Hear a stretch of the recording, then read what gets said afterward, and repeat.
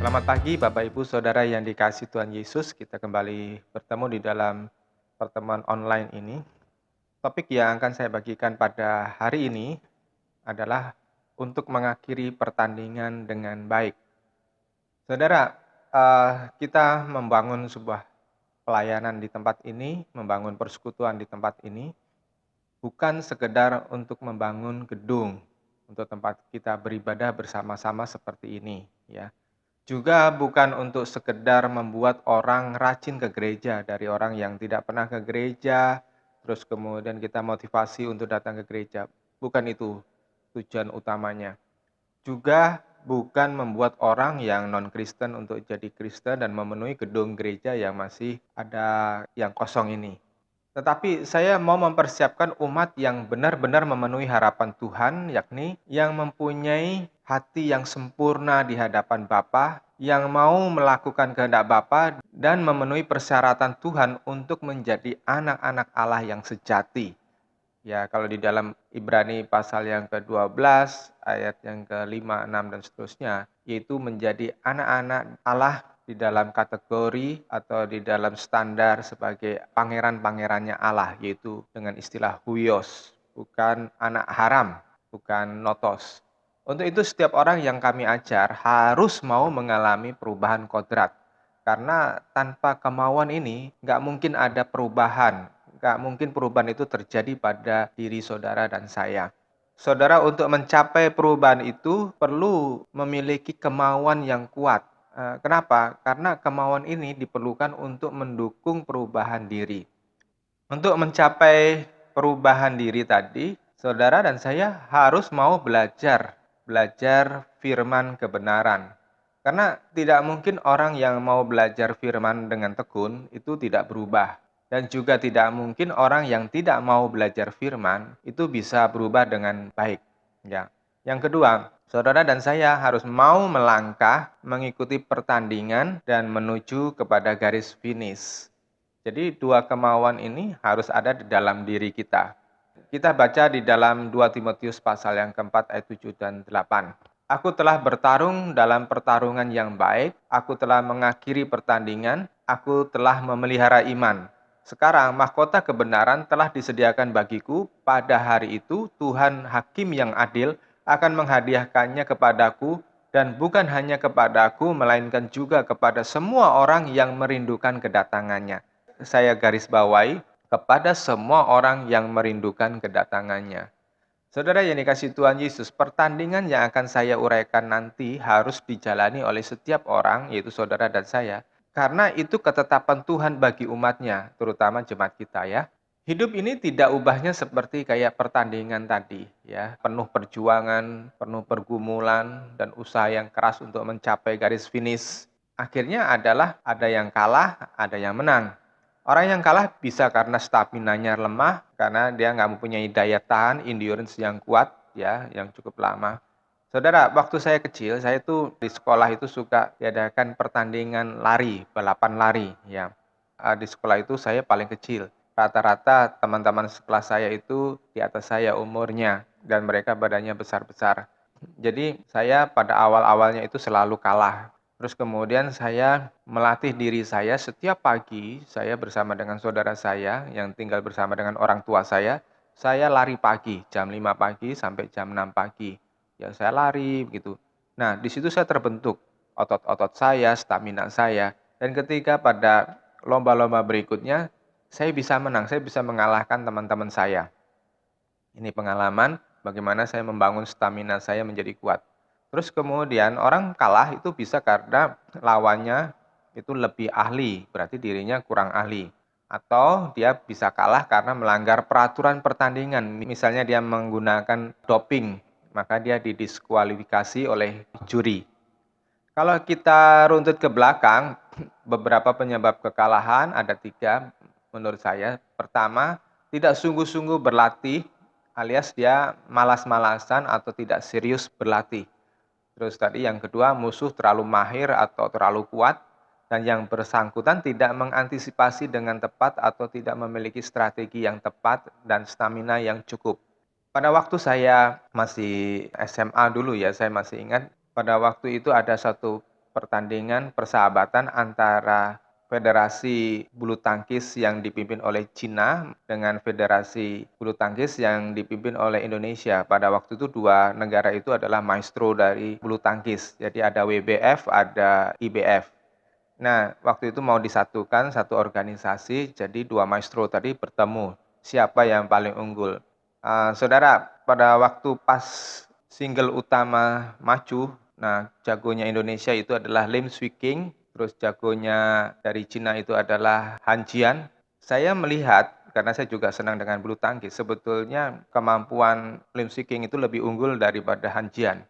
Tetapi mentalnya Lim Swee King itu tidak sekuat Han Jian, sehingga Han Jian bisa mengalahkan Lim Swee King. Dalam suatu pertandingan yang seharusnya Lim Swee King itu bisa mengambil poin yang terakhir, dia selalu gagal menyemes, selalu bolanya keluar, selalu nggak bisa pas begitu. Sampai akhirnya Han Jian bisa satu persatu bisa mengejar Lim Swee King, dan akhirnya mengalahkan Lim Swee King.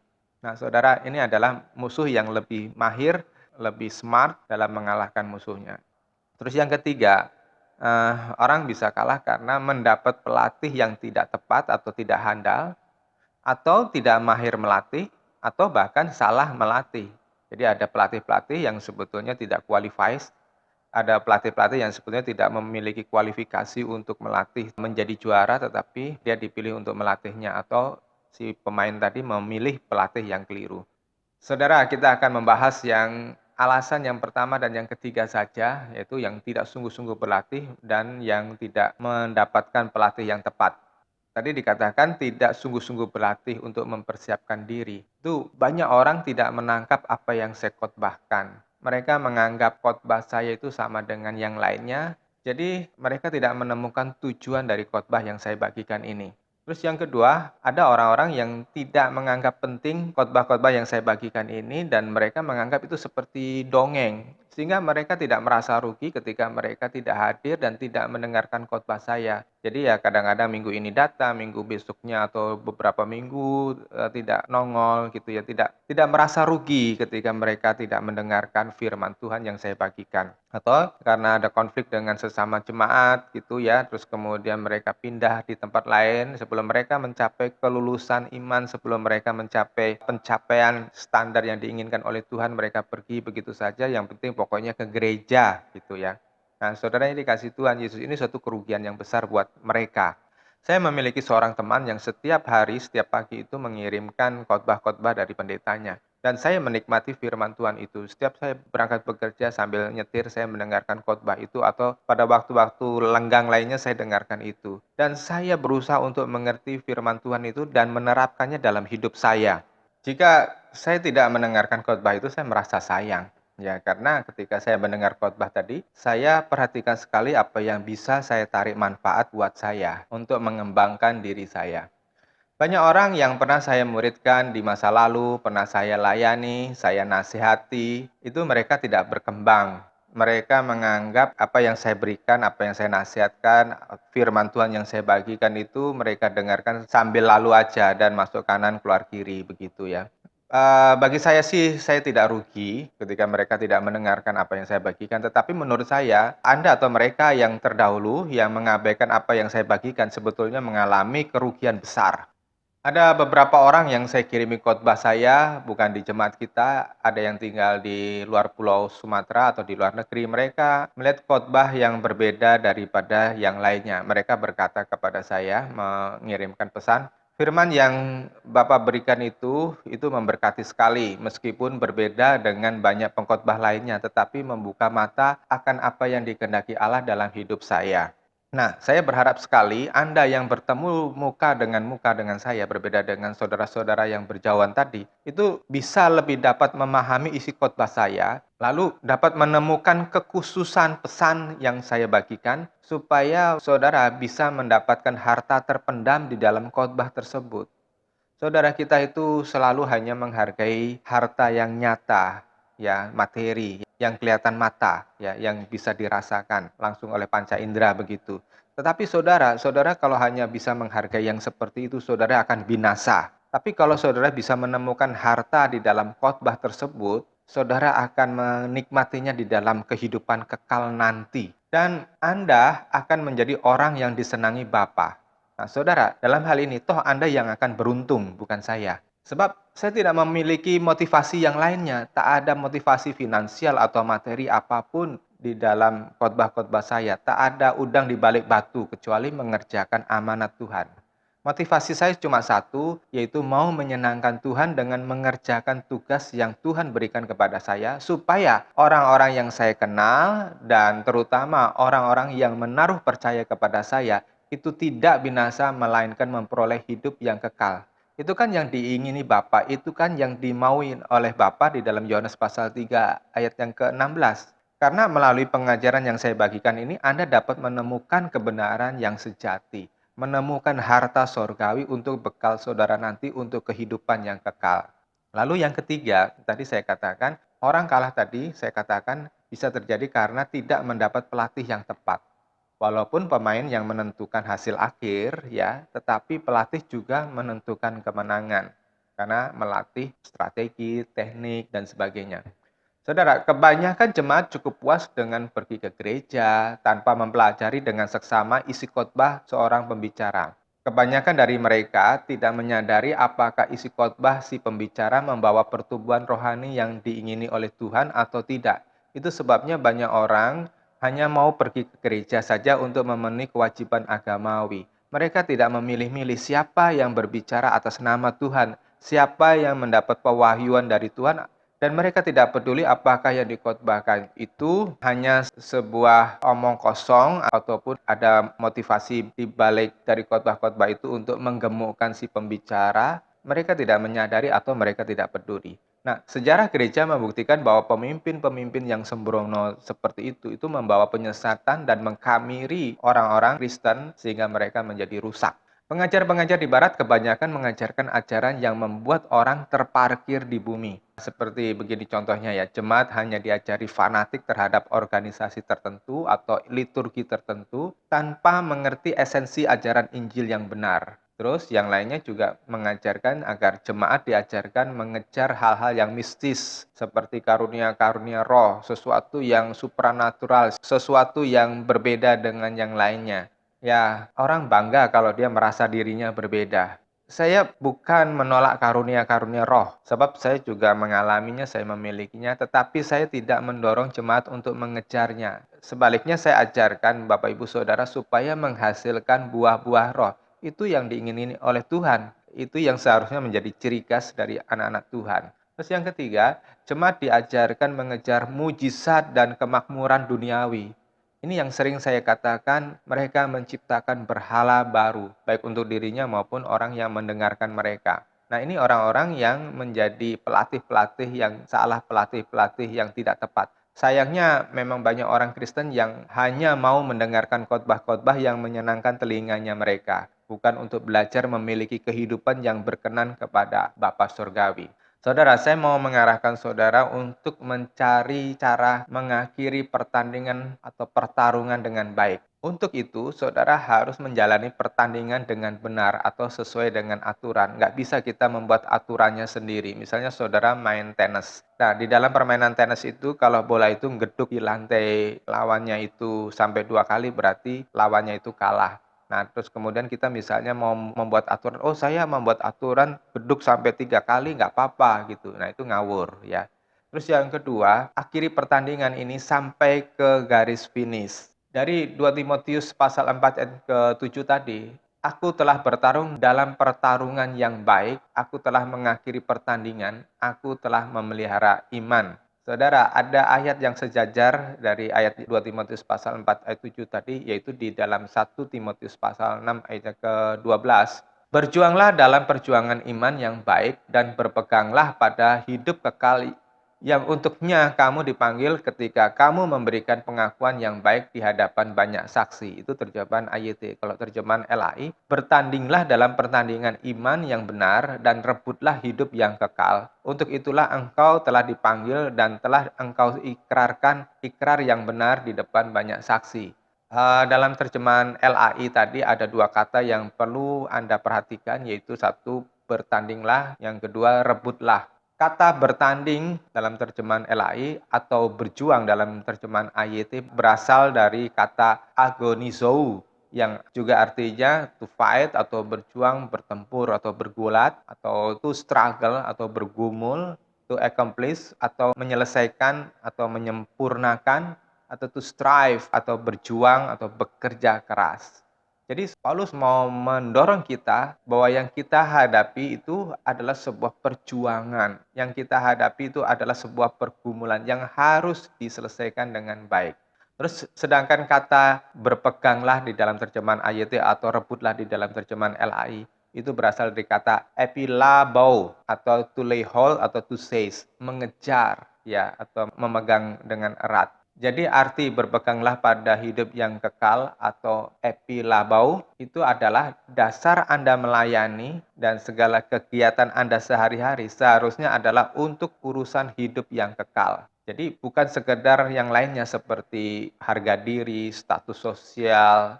Misalnya saudara bekerja dengan keras, menjadi kaya, mencapai jabatan tertinggi, ya menjadi pejabat. Kalau itu alasannya, kalau itu dasarnya adalah hanya untuk memiliki image semata-mata, ya itu saudara menjadi orang yang gagal.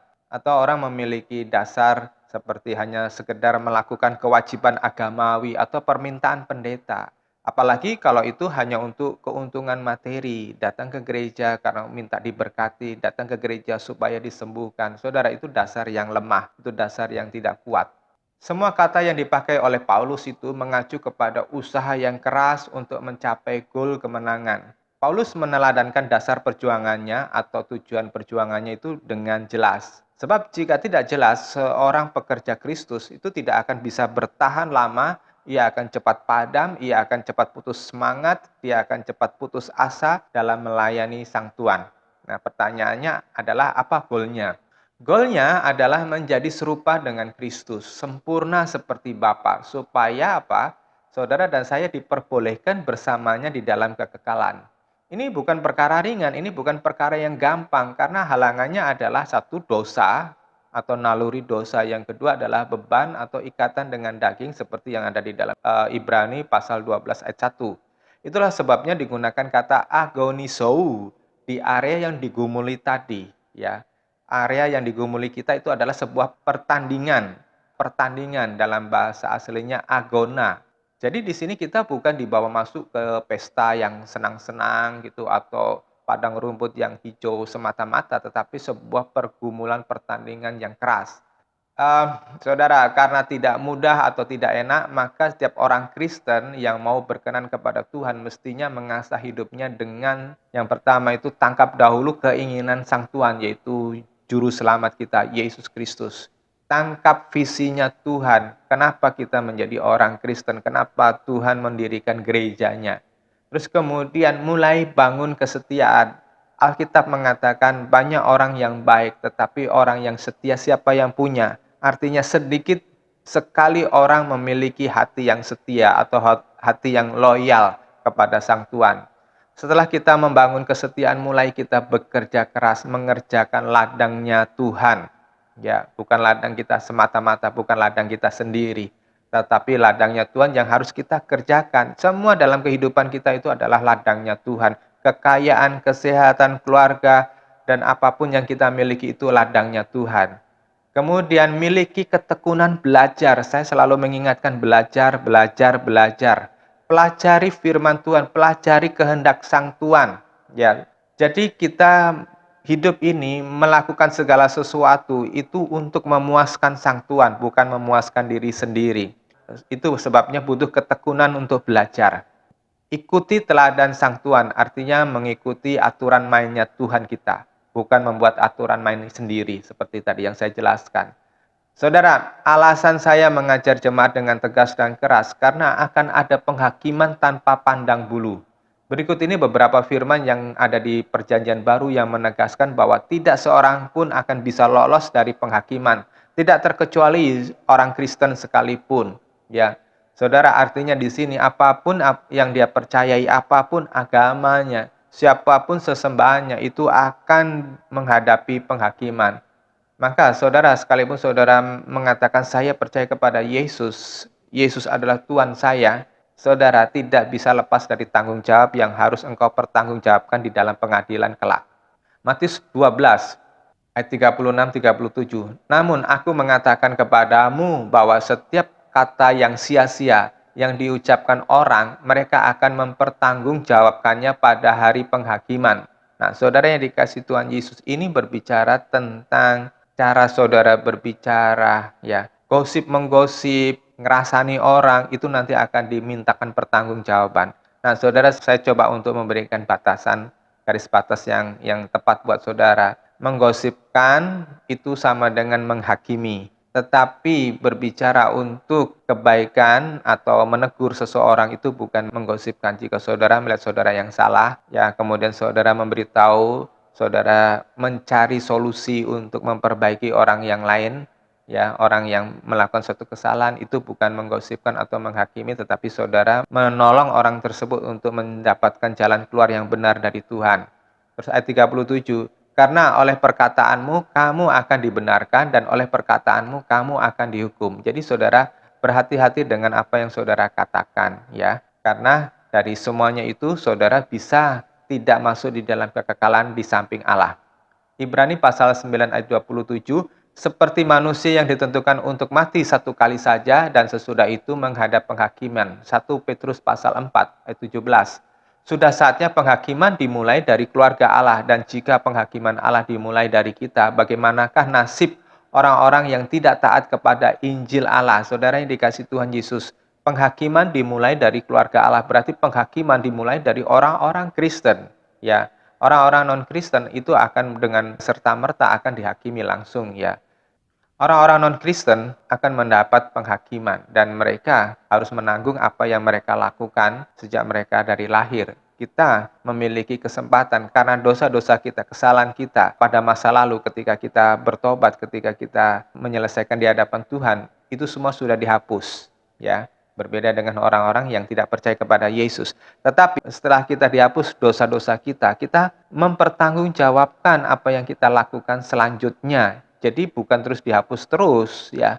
Kalau kita mengabaikan firman Tuhan, kalau kita menganggap remeh Tuhan, maka kita menanggung penghakiman tersebut. Nah, di situ dikatakan bagaimana nasib orang-orang yang tidak taat kepada Injil Allah. Jadi ini satu proses. Ini adalah ketika saudara sudah selesaikan dosa masa lalu, saudara sudah menerima Injil Allah, tapi saudara hidup sembrono pada tahap berikutnya, maka di situ penghakiman terjadi. Di dalam Wahyu pasal 20 ayat 12, dan aku melihat orang-orang mati besar dan kecil berdiri di hadapan tahta itu, lalu dibukalah kitab-kitab dan sebuah kitab yang lainnya, yaitu kitab kehidupan. Dan orang-orang mati itu dihakimi berdasarkan apa yang tertulis dalam kitab-kitab itu sesuai perbuatan mereka. Kita akan dihakimi sesuai dengan perbuatan kita masing-masing, bukan apa yang kita percayai, bukan dengan siapa kita percayai. Yang saya tunjukkan dari semuanya tadi itu adalah tentang penghakiman. Tidak peduli siapa Anda, termasuk Anda jemaat Kristen di tempat ini, kita semua akan masuk di dalam pengadilan Allah. Inti yang saya tekankan di sini adalah akan ada penghakiman di mana kita semua harus mempertanggungjawabkan apa yang kita lakukan, kita pikirkan, kita perkatakan, kita ajarkan pada orang lain.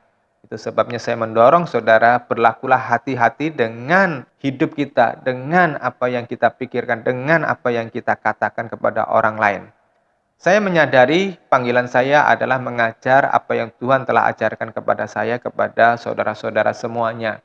Saya tahu saya orang baik, saya tidak mencuri, saya tidak korupsi, saya tidak mencuri uang perusahaan, saya tidak selingkuh, saya tidak pelit, saya memberi tumpangan kepada banyak orang, bukan sehari dua hari tetapi bertahun-tahun.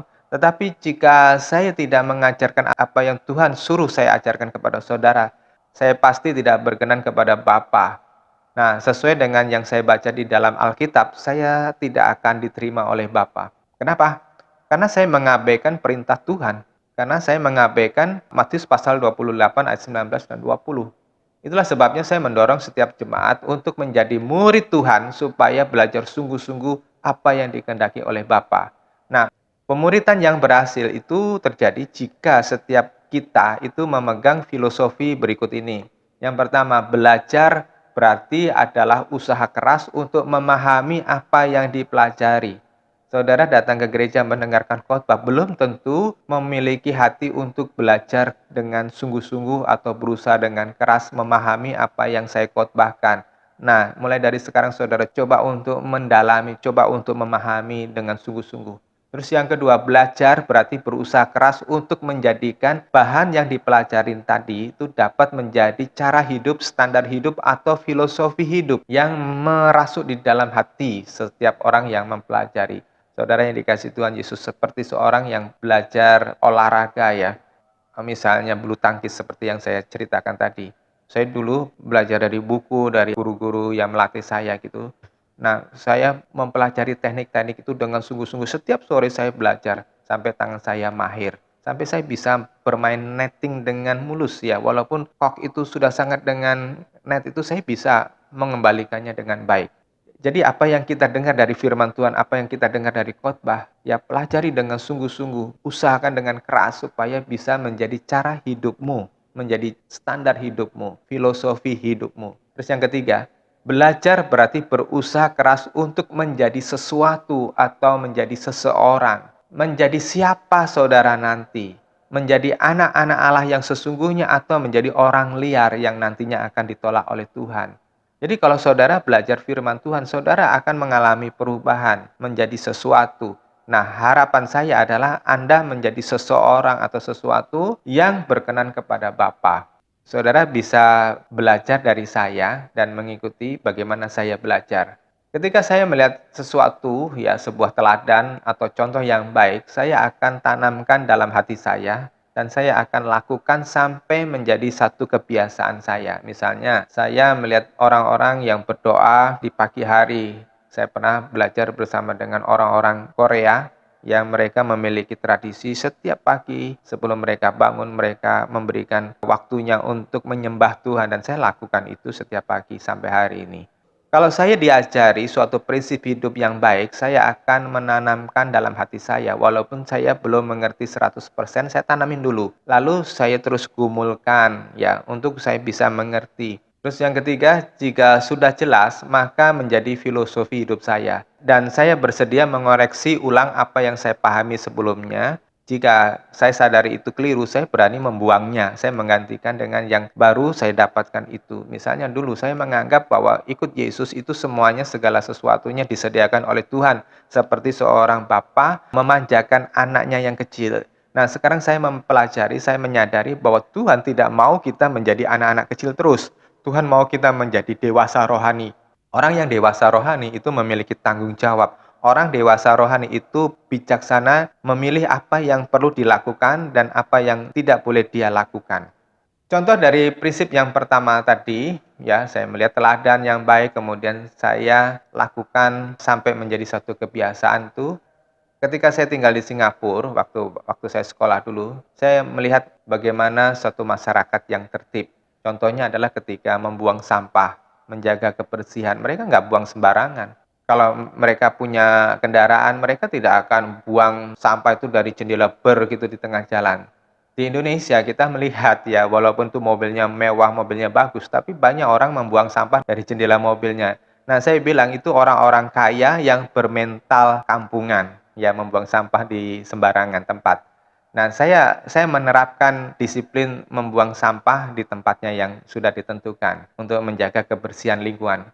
Saya mempelajari mereka, ya orang-orang Singapura itu kalau ngantri bis, ngantri bayar itu ngantri mereka, tidak rebutan untuk dulu-duluan. Beda dengan tempat kita yang misalnya kita pergi ke Indomaret, Alfamart itu saya sering diserobot orang begitu. Saya cuma ngomong, ah ini orang kampung pasti ya. Terus soal etika kerja, saya memiliki bos yang dulu memberikan contoh yang bagus, yaitu menghargai bawahannya dan bekerja keras, bertanggung jawab, serta loyal kepada perusahaan. Itu yang saya tiru sampai pada hari ini. Saya tiru bagaimana bekerja itu tidak hitung-hitungan. Ketika perusahaan mengalami kesulitan finansial, mereka tidak bisa membelikan kertas, saya beli sendiri kertas untuk kebutuhan di kantor saya. Ketika nggak bisa membelikan printer, padahal printer di kantor itu rusak, saya belikan untuk kebutuhan anak-anak buah saya. Ya. Nah, untuk poin yang kedua, saya memberikan beberapa contoh, saudara. Ya, ketika saya belajar di sekolah Alkitab, dosen-dosen saya mengajarkan tentang amanat agung. Maka saya menekankan kesaksian Injil dan memuridkan orang lain merupakan gaya hidup saya. Karena itu yang dikehendaki oleh Bapa dan itulah yang saya lakukan sampai hari ini, mengajar dan mengajar kepada orang-orang yang mau diajar. Dalam pertumbuhan saya mengenal Tuhan, saya belajar tentang doa syafaat dan itu yang saya selalu tekankan kepada saudara, saya ajarkan kepada saudara untuk memiliki ketekunan dalam doa syafaat. Ketika saya melihat ada potensi penginjilan melalui media elektronik, saya memiliki sedikit kemampuan di dalam komputer, di dalam internet. Saya rekam khotbah saya ini dan kemudian saya bisa pasangkan di YouTube sehingga saya bisa bagikan kepada saudara dari jarak yang jauh sekalipun. Saya senang menuliskan artikel-artikel, narasi-narasi yang bisa saya kirim lewat WA, ya. Jadi ilmu pengetahuan yang saya dapatkan itu saya tidak mau simpan sendiri, tetapi saya pakai untuk memberitakan kerajaan Allah, kabar baiknya Tuhan. Akhirnya dalam perjalanan hidup ini, saya melihat ini kehendak Allah yang harus saya terapkan dalam hidup saya, yaitu kesempurnaan hidup, hidup yang tidak bercacat, berarti tidak ada ruang kompromi untuk tabiat dosa. Setiap hari saya terus mengoreksi diri saya. Setiap hari saya memeriksa diri saya. Apa ada yang masih ketinggalan, apa ada yang masih belum berkenan kepada Tuhan.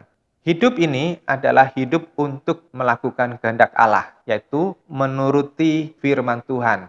Saudara, ini adalah iman yang sebenarnya. Penurutan kepada firman Tuhan itu adalah arti iman yang sebenarnya. Itulah sebabnya saya mengajarkan kepada saudara untuk mengejar semuanya itu, kesempurnaan hidup, hidup yang tidak bercacat, hidup untuk kehendak Allah. Jika Anda mampu melihat apa yang saya ajarkan tadi, ya, mampu melihat apa yang saya teladankan kepada saudara, mestinya Anda bisa melihat sesuatu yang patut Anda ikuti, Anda terapkan dalam kehidupan sehari-hari. Saran saya, jangan Anda cuekin, karena sama saja Anda mengabaikan nasihat yang dikirim Allah melalui mulut saya. Nah, dari ajaran dan teladan yang sehat dari senior-senior yang kita dapatkan, terutama dari rasul-rasul yang ada di dalam firman Tuhan, jadikan itu filosofi hidup kita masing-masing. Saudara, saya bisa menikmati indahnya berhubungan dengan Tuhan terlepas dari semua kebutuhan materi jasmani. Saya bisa menikmati itu semuanya. Karena apa? Saya mencintai Tuhan. Saya bisa menikmati hadirat Tuhan. Saya melihat apa yang dari Tuhan itu, yang ada pada Tuhan itu sesuatu yang sangat berharga, melebihi segala sesuatu. Nah, jejak perjalanan hidup saya itu jelas dan siapapun bisa melihat semuanya. Ya, saudara bisa melihat apa yang saya lakukan baik di dunia sekuler maupun di dunia rohani.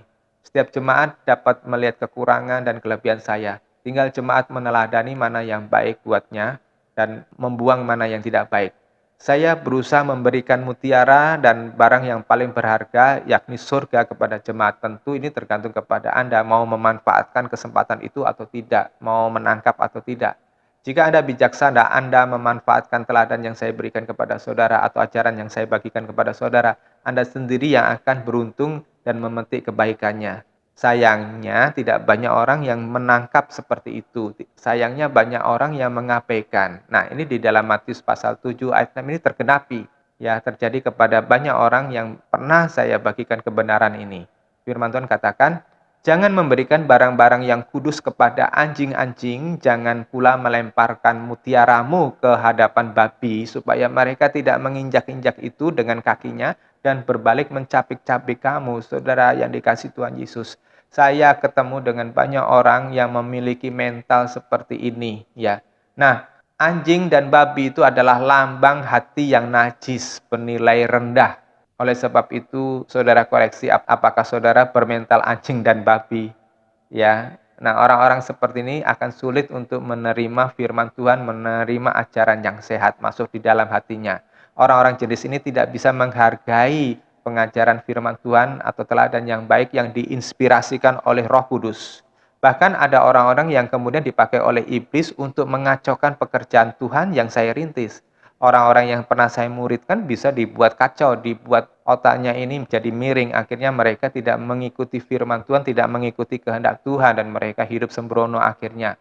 Saya tidak marah sih kepada mereka, tetapi saya kasihan kepada orang-orang seperti ini. Karena apa? Mereka pasti menghadapi penghakiman Allah yang menakutkan sekali, yang dahsyat.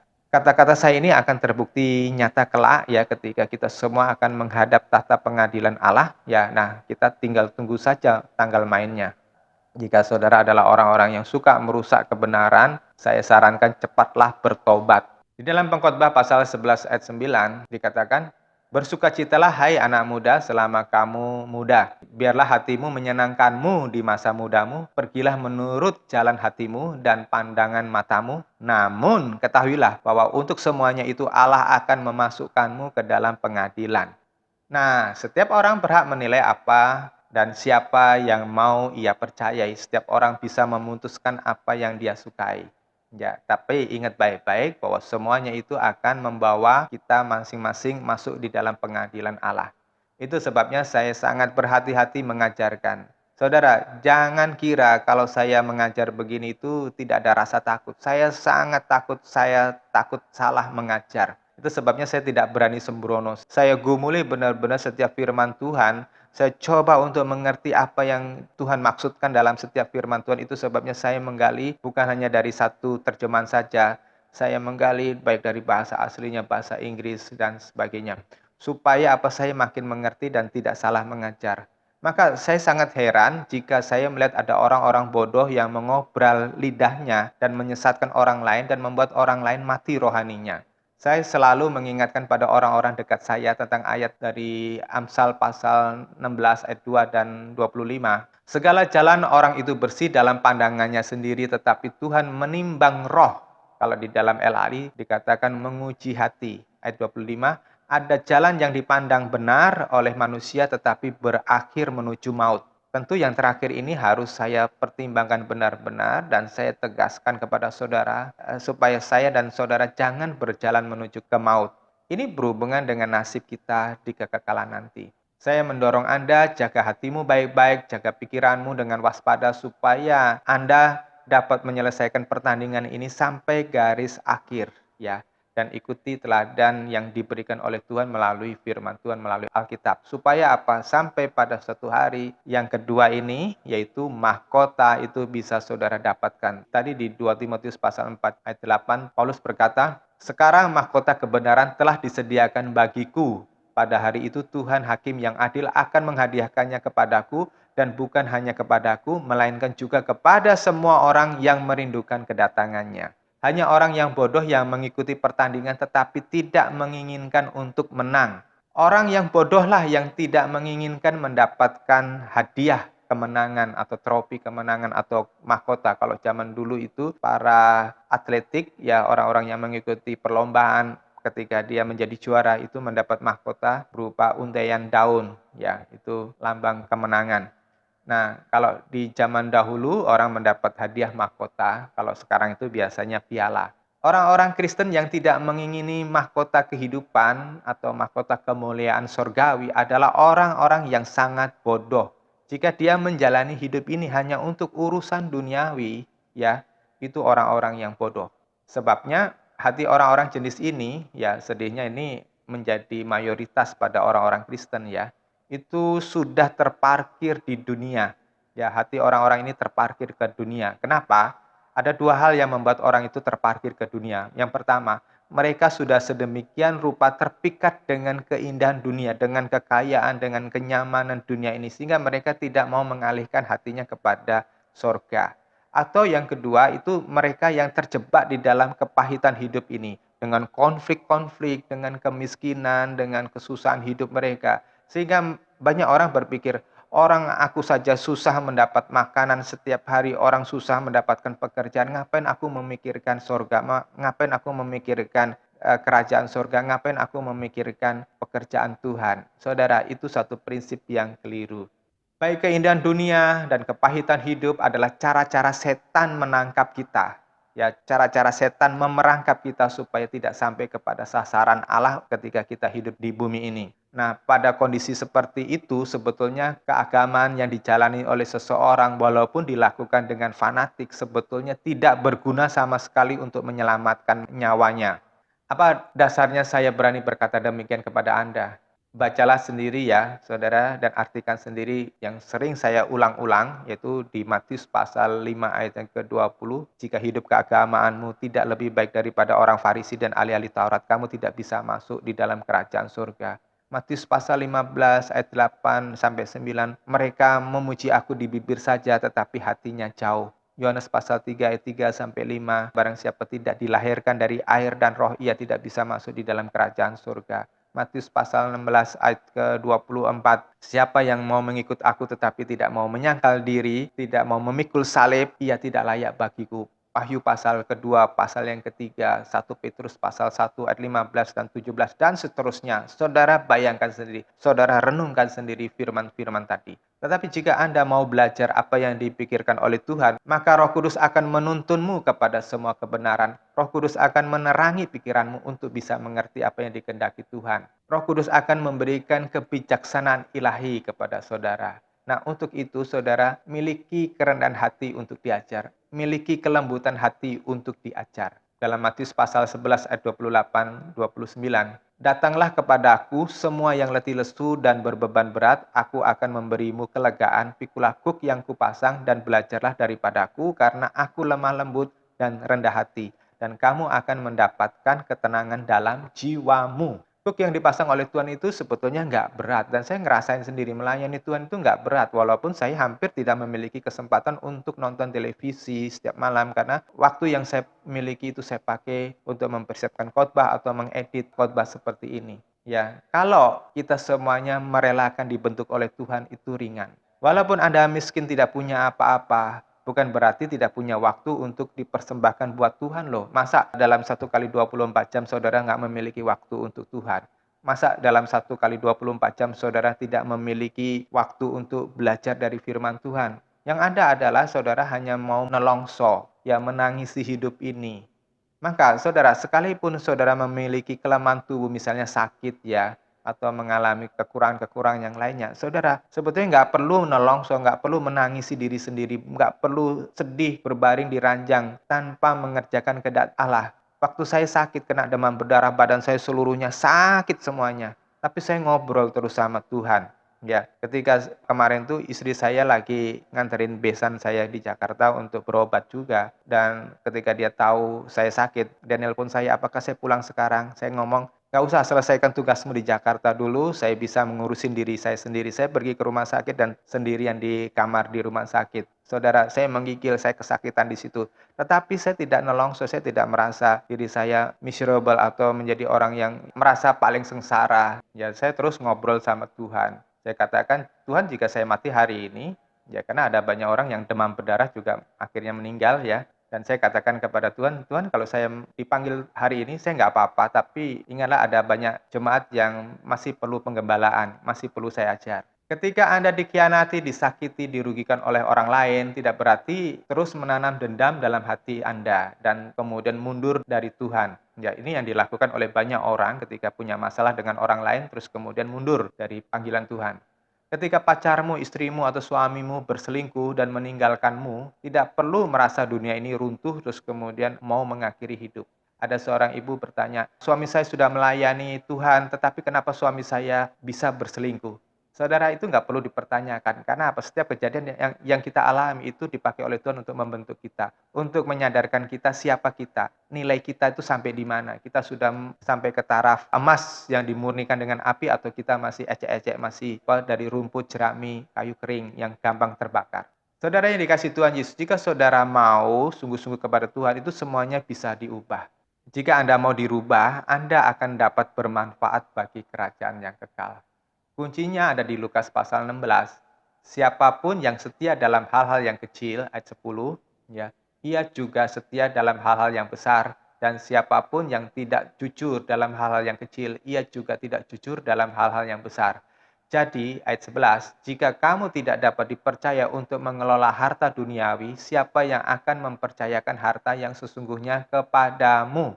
Dan jika kamu tidak dapat dipercaya dalam menggunakan milik orang lain itu adalah milik Allah, apa yang kita terima, apa yang kita dapatkan di bumi ini adalah milik Allah. Firman Tuhan katakan, siapa yang akan memberikan apa yang seharusnya menjadi milikmu? Maksudnya apa? Siapa yang akan memberikan harta sorgawi ketika kita masuk di dalam kekekalan itu? Ya, kalau kita nggak setia di bumi ini, kita tidak akan mendapatkan apa-apa di kekekalan nanti. Nah, oleh sebab itu belajarlah dari hal-hal yang sederhana tadi ya. Jika Anda pemarah, mulailah dengan belajar untuk menjadi sabar. Jika Anda orang pelit, belajarlah untuk memberi. Jika Anda pemalas dan pasif, belajarlah mengerjakan yang perlu dikerjakan dengan antusias tanpa menuntut balas budi, tanpa harus disuruh, tanpa harus diperintah oleh orang lain. Jika Anda egois, mulailah memperhatikan orang lain dari hal-hal yang kecil, ya kebutuhan orang lain kita bisa bantu. Jika Anda dahulu seorang pendusta, suka berdusta, bahkan hal kecil pun Anda berdusta, ya suka berpura-pura munafik, mulailah belajar untuk menjadi orang yang jujur. Jika Anda mudah tersinggung, pendendam, mulailah berpikir positif tentang orang lain, mulailah untuk bisa menerima orang lain. Jika Anda orang yang bukan orang yang setia, suka mengkhianati pertemanan atau pasangan Anda, belajarlah setia. Walaupun orang lain, walaupun teman saudara itu tidak pas seperti yang Anda inginkan. Jika Anda tidak peduli dengan Tuhan, mulailah bertanya, Tuhan, apa yang harus aku lakukan untuk menyenangkan-Mu? Jika Anda tidak tertarik mengembangkan kerajaan Allah, mulailah belajar firman Tuhan dengan sungguh-sungguh. Mulailah memberikan hatimu kepada Tuhan. Nah, dari hal-hal yang kecil ini engkau bisa menjadi sempurna kalau engkau tekunin dengan sungguh-sungguh. Sehingga apa? Saudara akan sampai kepada garis finish. Ketika saudara mencapai garis finish, Tuhan akan kasih mahkota kehidupan, mahkota kebenaran, mahkota kemuliaan. Saya merindukan pada suatu hari ketika engkau menutup mata yang terakhir. Tuhan berkata kepadamu, "Hai hambaku yang setia, duduklah di sebelah kananku, nikmati kemuliaan Bapakku di sorga." Nah, saudaraku yang dikasihi Tuhan Yesus, itu kerinduan yang ingin saya impartasikan kepada saudara. Jangan sia-siakan waktu yang engkau dapatkan di bumi ini. Bertumbuhlah menjadi dewasa rohani, bertumbuhlah mengenal Tuhan, bertumbuhlah untuk menyenangkan Bapamu di sorga, bukan hanya sekedar beragama Kristen. Tuhan Yesus memberkati. Amin.